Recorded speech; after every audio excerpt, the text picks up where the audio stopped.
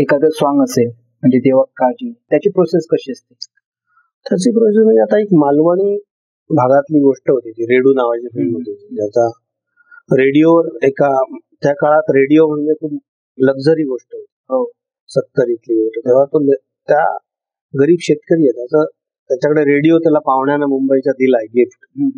तर तो रेडिओवर त्याचं इतकं प्रेम आहे, खूप माणसासारखं त्याच्यावर प्रेम करतो आणि तो रेडिओ हरवतो. आणि मग त्याची शोधाशोध पळापळ. तो रेडिओ त्याचा कोणतरी चोरून तो गहाण टाकलेला असतो. तो गहाण टाकलेला माणूस म्हणतो की तो सोडवायला 70 रुपयाला टाकलाय कारण 70 रुपये ते रेडिओ घेऊन जातो. तर ते 70 रुपये मिळवण्यासाठी संघर्ष त्या काळात 70 रुपये खूप होते एखाद्या रोजंदारीचं काम करणाऱ्या माणसासाठी. तर ते मिळवण्यासाठी इन्स्पिरेशन काय करायचं, इन्स्पिरेशनल वाटलं पाहिजे लोकांना.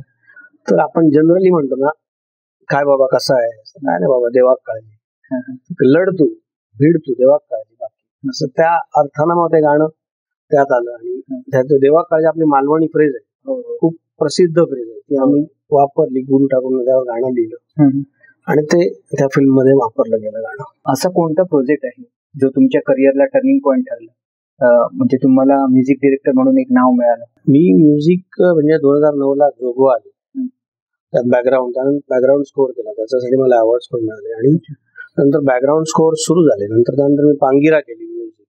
त्यावेळी सोशल मीडिया इतका काही नव्हता की आपण काहीतरी आपलं प्रमोट करू, कुठेतरी पोहोचवू. हळूहळू मग हे जे करार झाली माझी म्युझिक डिरेक्टर आणि माझी रेडू आली आणि देवाक काळजी गाजलं. त्यानंतर मला तो रेडू माझ्यासाठी टर्निंग पॉइंट होता की संगीतकार म्हणून हा मुलगा काहीतरी करतोय, हा काहीतरी चांगलं करण्याचा प्रयत्न आहे असं लोकांचं लक्ष गेलं इंडस्ट्रीतल्या. आणि मी लागलो काम करायला. त्यानंतर मी सलग काम करतोय तेव्हापासून.